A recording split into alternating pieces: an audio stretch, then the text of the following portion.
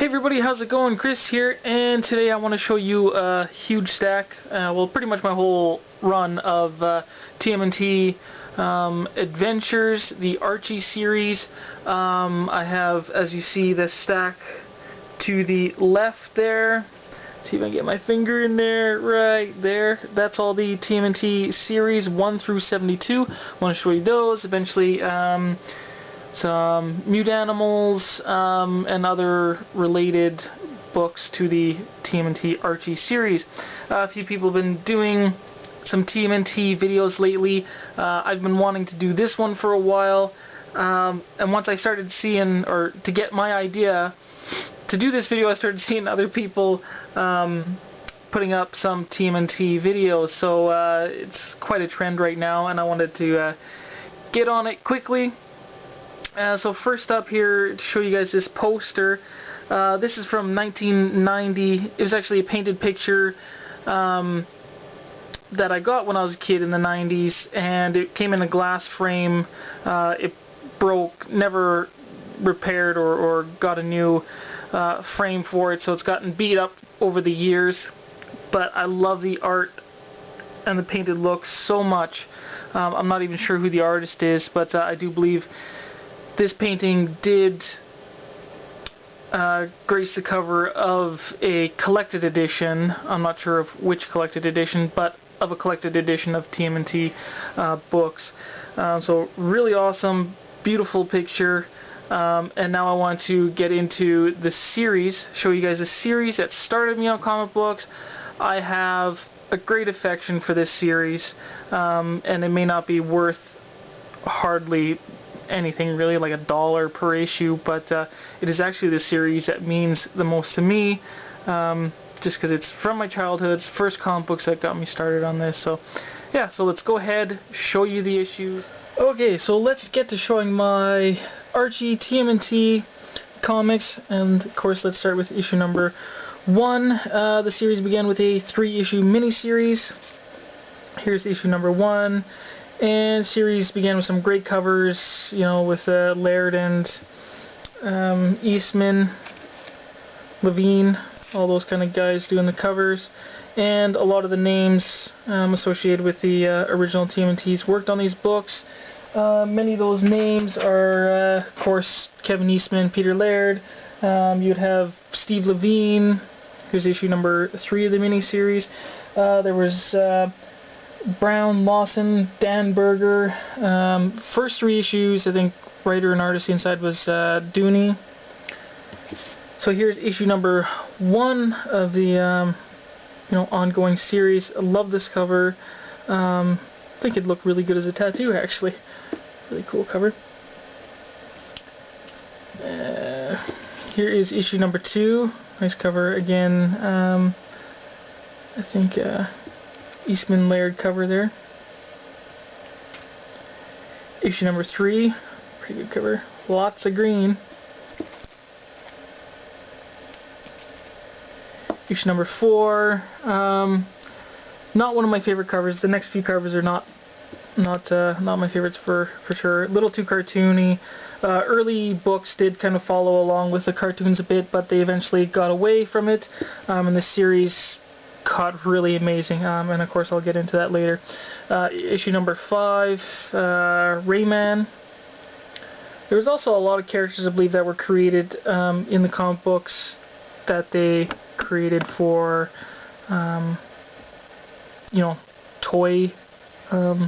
toys as well, toy properties. Here's issue number 6, Leatherhead. Again, like I say, this artwork, not my favorite. Inside, I think, was a little bit different. I can't remember. I think this is a brown cover. I can't remember the first name of the artist, but I think he's worked on a lot of other TMNT comics. Intergalactic Wrestling, four-arm bulldog guy. Issue number 8, Wingnut and Screw Loose. Issue number 9. Of course, Turtles met a lot of mutants and other aliens in these books. They were quite, intergalactic and world travelers. All New Stories, issue number 10. I think it was Dean Claren who started taking over the writing after issue number 5 or something like that, or at issue number 5. That's where things started to get away from the cartoons anyways, which was a good thing for these books. Cartoon was good, but if they were following them in these stories, I don't think these books would have done as well. I don't think they showed us something new. Issue number 11, Rat King, I think his name was. Issue number 12. But yeah, I have quite a high affection for this series. Love it so much. Big part of my childhood. Lots of great art. Lots of great names on the book. Quite an impact on me in my childhood. If I was probably had to save one series, you know, if there's a fire and I can only grab one box with one series in it, I'd probably grab this one. Of course, with a few of my expensive comic books. But if I had to save one run, and this one's not even worth that much money. I mean, they're probably, in near mint, they're probably only worth their cover price, which is like $1, or it might even be worth under that. But I love the series so much. Like I say, it's a big part of my life.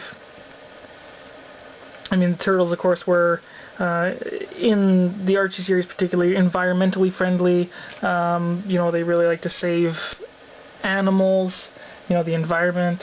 They say they were world travelers, but they also showed you a lot of, you know, good morals, and you know, they just really bolstered a good morale all around for the younger readers. So that was issue number 15. Issue number 16. I'll try to speed through some of these. Issue number 17. Riding on a Giant Turtle. Issue 18. Mondo Gecko. Issue 19. Issue 20. And of course, in the early part of the series, there is quite a bit of varying artists for covers, interiors, various writers. But there becomes a point where everything really solidifies and the series just becomes amazing. Again, I'll get to that. This is issue number 22. Issue number 23. Krang tentacles coming at him. Issue 23. Raphael versus Slash. One of my favorite beings from another dimension. And Slash was just an alien, I believe, not a mutant like the Turtles. Issue number 25.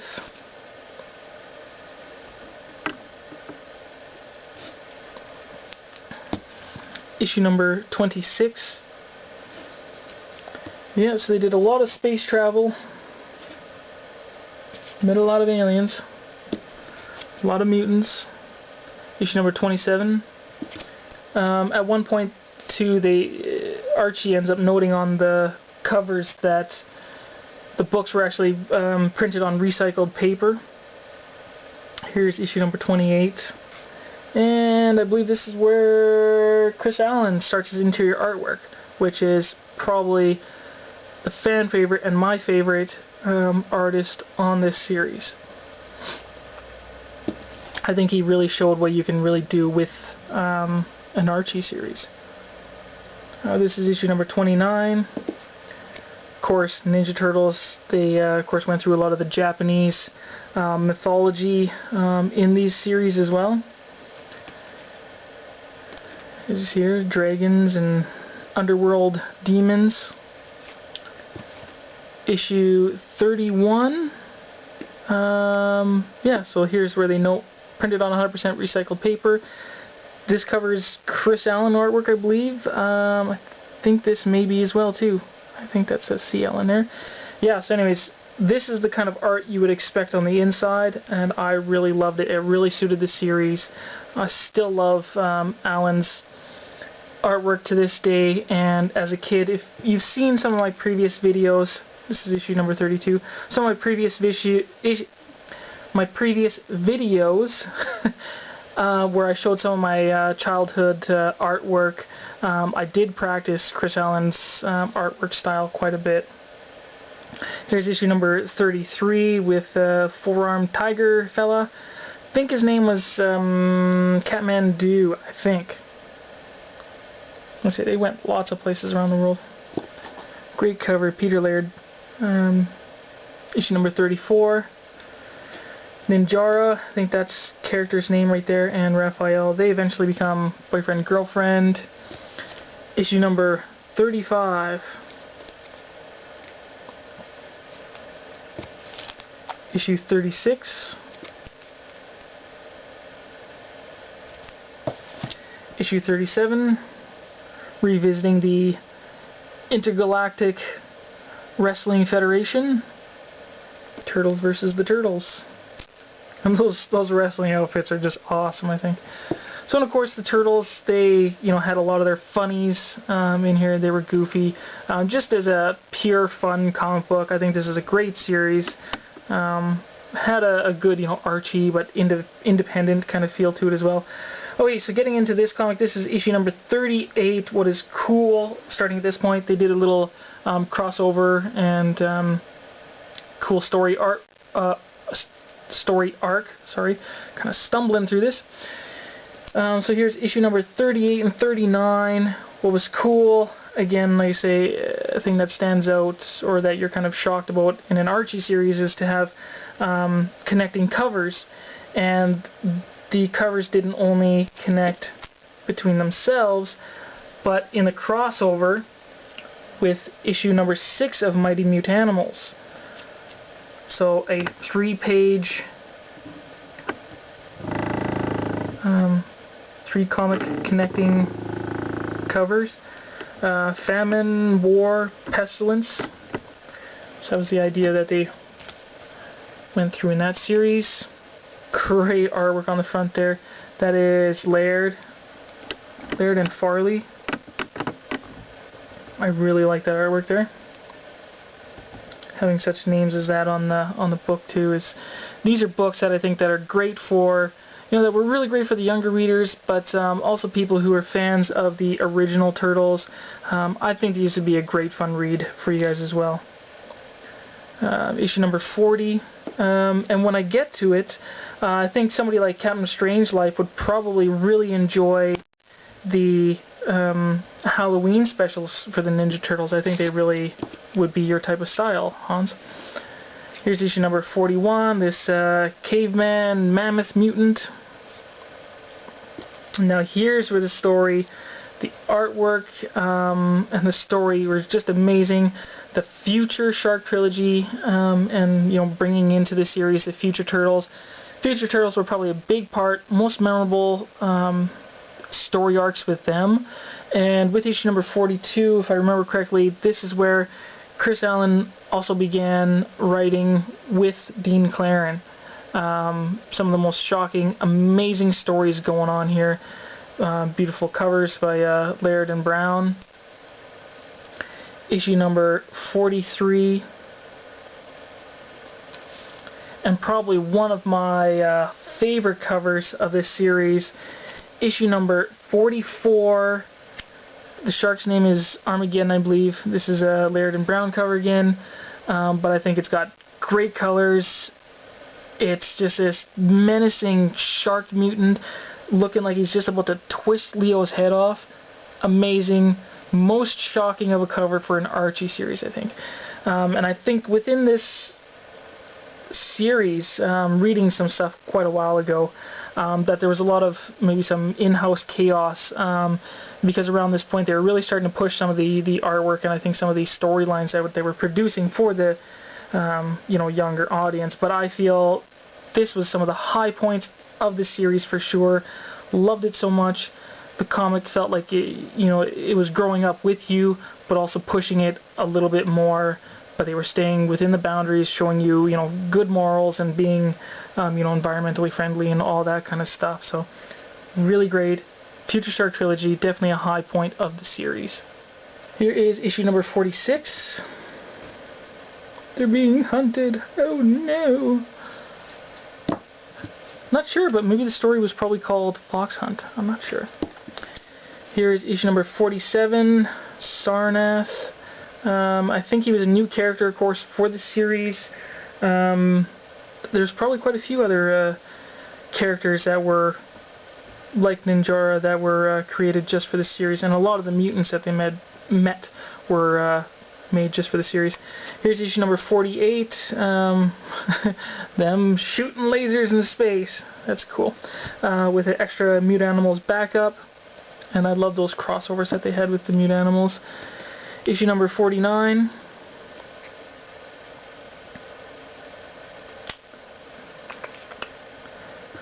Yeah, so the last few covers have been Chris Allen covers. Like I say, he's probably the longest running artist on the series. Definitely my favorite. Like I say, I practice his artwork style quite a bit. This is Allen's artwork. And so this is what you could expect on the interiors as well, for the most part. Amazing, amazing stuff. Love it. So that's part of the Black Hole trilogy, and I like this, the gold color for the black hole. I love that. Here's issue number 51, a chameleon mutant, blend into anything. That's them in Egypt. Here's issue number 52, gross monster issue. We have Bugman, Leech, and this other character. This spider character kind of looks between like I don't know, kind of has some predator characteristics to him, but has like a Black Widow look, or a Black Widow symbol on his forehead, and you got some spider legs coming out of there. That'd be a Captain Strangelove issue too, I think. He likes all the horror and monster issues. Here's the Animus War, part 1 of 2. Issue number 54. And as they went, around the world and through space and other dimensions, they met a lot of characters that they did revisit quite a bit. Here's issue number 55. This is where some of the Lawson covers begin, and as you read here, here lie the mute animals. Another quite shocking moment, I think, in Archie comics is killing off a whole entire group of characters. Just blasting them down. I think that's it was really good reading this stuff, but probably in the Archie company, it was probably pushing boundaries for sure. Issue number 56.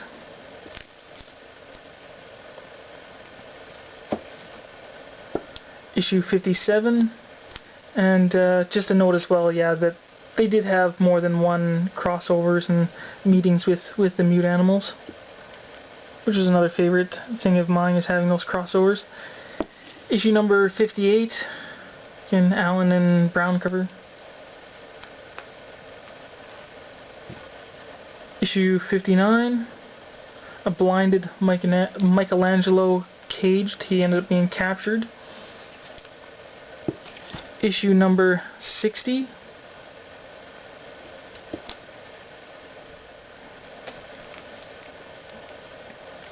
Issue number 61.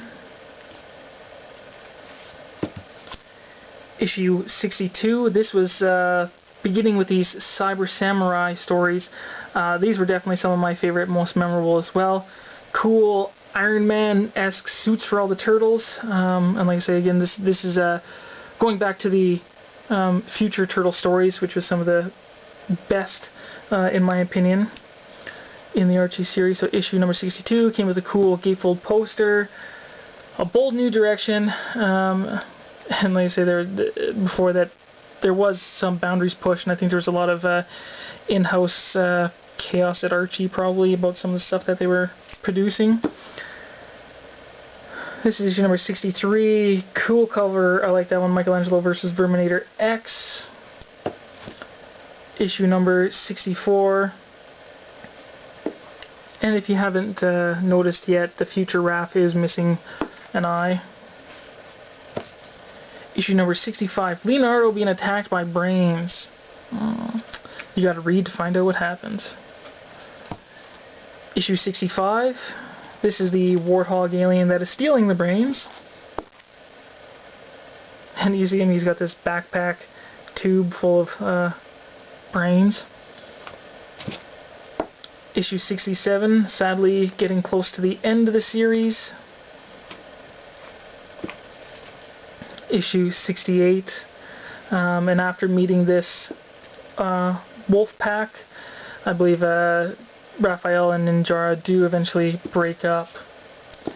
Here's issue number 69. And here is issue number 70. There's probably a few relationship problem jokes we could probably make with this cover, but I'll leave those jokes for you guys to do. If you can think of a funny relationship joke about this cover, leave it below. So that's issue number 70. Last two issues were really just kind of filler, just something to end the series on. Some short stories, because sadly it was cancelled. And this is just going back to the early years, how they got their weapons, how they got their colors.